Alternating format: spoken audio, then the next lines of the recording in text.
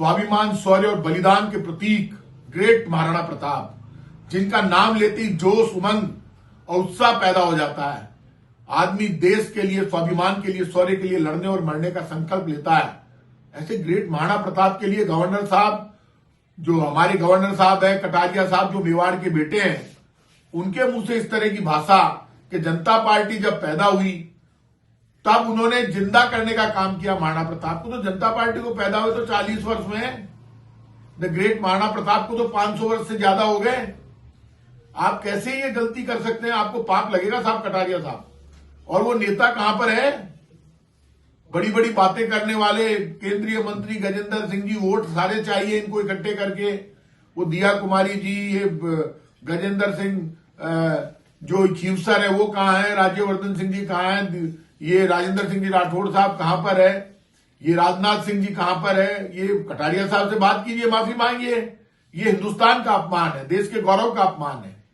The great Maharana Pratap ने अरावली की पहाड़ियों में रहकर हिंदुस्तान के गौरव की, स्वाभिमान की, शौर्य की, संस्कृति की रक्षा की।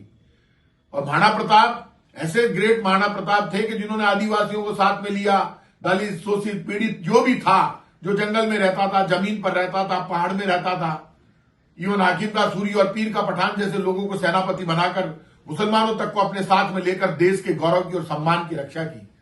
सामने बड़े बड़े बादशाह थे, बड़े बड़े लोग थे, लेकिन वो कभी भी हिंदुस्तान के गौरव और सम्मान के लिए लड़े।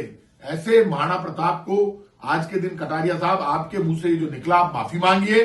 और आप माफी नहीं मांगते हैं तो आप ये मानकर चलना आपको पाप लगेगा। और भारतीय जनता पार्टी में जो रहकर बड़ी बड़ी बातें करते हैं, ऐसे वक्त ये नेता मुंह नहीं खोलेंगे।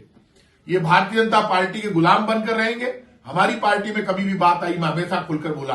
अब ये नेता गुलामी छोड़िए और बोलिए और माफी मंगवाइए कटारिया साहब से। और कटारिया साहब माफी नहीं मांगते हैं तो ये मानकर चलना वो देश का और इस भारत भूमि का अपमान कर रहे हैं, इस देश की जनता का अपमान कर रहे हैं, स्वाभिमान, शौर्य और बलिदान का अपमान कर रहे हैं। आप माफी मांगिए, माफी मांगना आपकी ड्यूटी है। और ये जो बाकी सब नेता है, यदि ये सामने आकर इस पर जवाब नहीं देते हैं तो मानिएगा ये भी गलत है।